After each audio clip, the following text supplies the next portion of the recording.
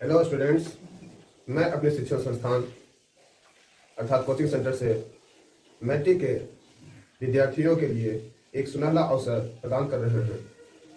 इस शिक्षण संस्थान में जो भी बातें बताया जाता है वह बच्चों के भविष्य को उज्जवल करने के लिए, साथ ही कोरोना वायरस 2020 और 21 के कार्यकाल में सभी बच्चे जो हैं पढ़ने पर ध्यान तो दिए ही नहीं, लेकिन अभी भी मेरे समय वक्त है कि मैं अपने समय काल के अनुसार वो बच्चे को तैयार करके अच्छे से अच्छे और बेहतर से बेहतर मार्क्स देने का, यदि आपकी सहयोग मेरे साथ होगा तो निश्चित रूप से आप अच्छे करेंगे और आपके बच्चे भी अच्छे होंगे। यह मेरा वचन है। मैं अपने शिक्षण संस्थान से मैथ क्लासेस से आपको सूचित कर रहा हूँ। अब आइए, ज्योमेट्रिक पर्सन जो सबसे कठिन माना जाता है उसे मैं इतनी आसान तरीका से बता रहे हैं जो कि समझने के लिए बहुत आसान ही आसान होगा और अच्छी तरह से आप इसे थ्योरम को सिद्ध कर सकते हैं। आइए इन बातों को ध्यान से देखें। यदि किसी त्रिभुज की एक भुजा के समांतर अन्य दो भुजाओं को काटते हुए कोई रेखा खींचे तो वह त्रिभुज की अन्य दोनों भुजाओं को समान अनुपात में विभाजित करती है। ये थ्योरम जो है, सबसे पहले ध्यान दीजिए कि इस साल के लिए काफी महत्वपूर्ण थ्योरम है और निश्चित रूप से ये 5 मार्क्स में आने वाले क्वेश्चंस हैं, तो आप ध्यान दें। सबसे पहले हमने एक त्रिभुज लिया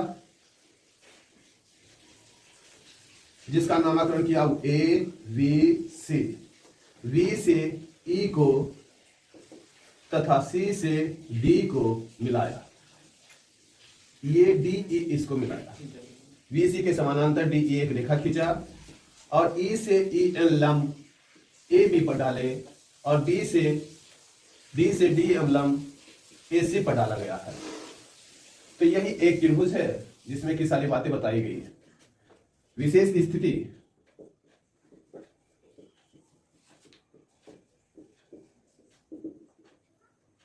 सॉल्यूशन, मान लिया कि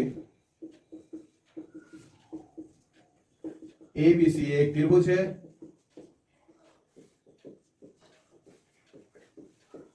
जिसमें डी ई समानांतर वी सी है। अब ए बी और ए सी के मध्य बिंदु क्रमशः डी और ई है। अब बच्चे ध्यान देंगे,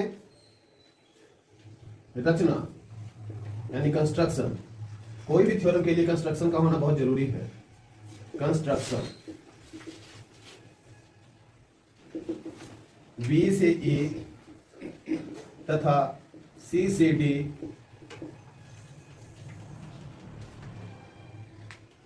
को मिलाया,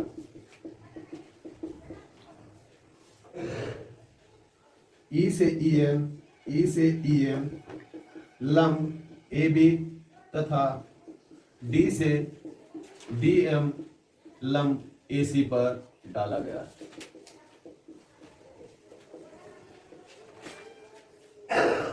प्रमाण, जिसको इंग्लिश में बोलते हैं प्रूफ।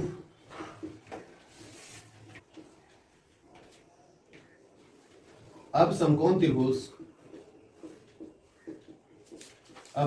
त्रिभुज एडीई में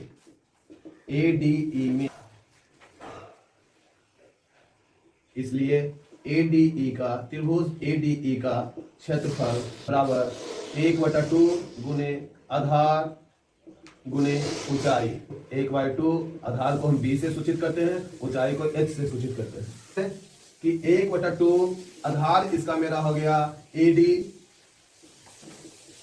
और ऊंचाई हो गया EN। समीकरण 1 पुनः त्रिभुज VDE में लेना है।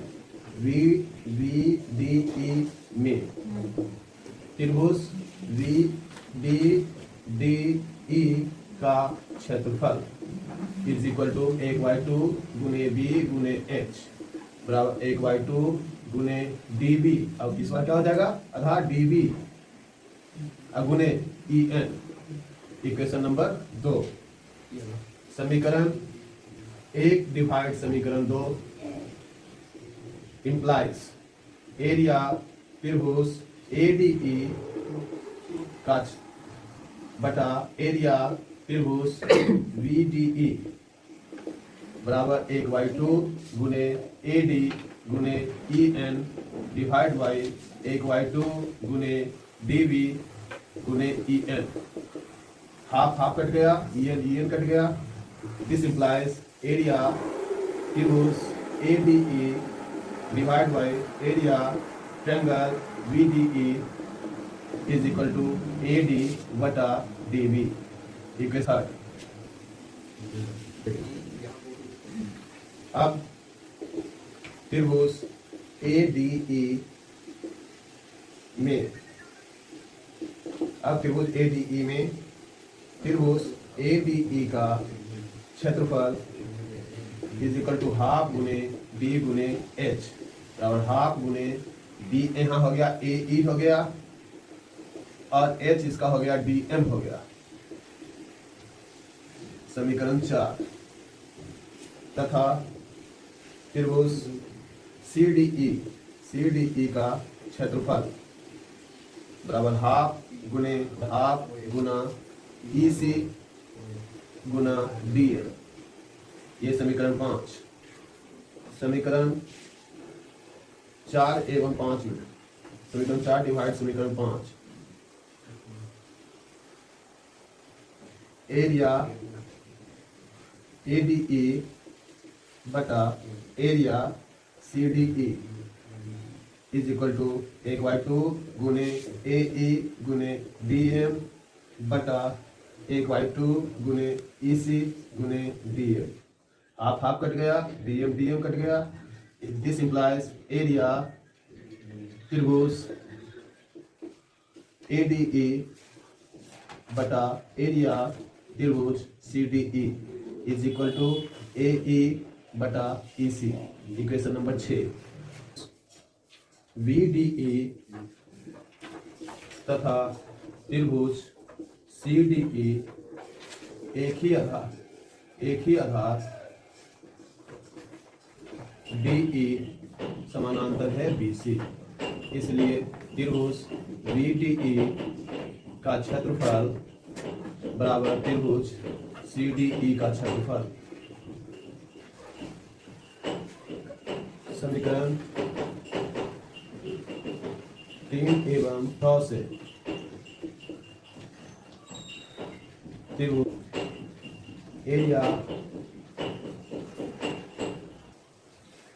DV is equal to AE बटा EC।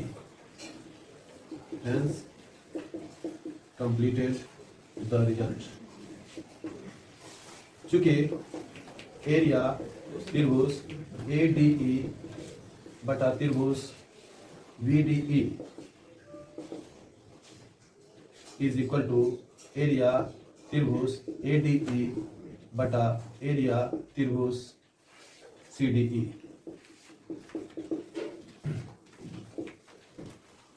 हाँ तो बच्चे ध्यान दें, इस थ्योरम को बहुत अच्छे ढंग से सॉल्व किया गया है जो कि आपको समझने में काफी आसान होगा। यदि कोई प्रॉब्लम होता है तो आप बेहिचक हमसे पूछ सकते हैं और कमेंट बॉक्स में लिख सकते हैं तथा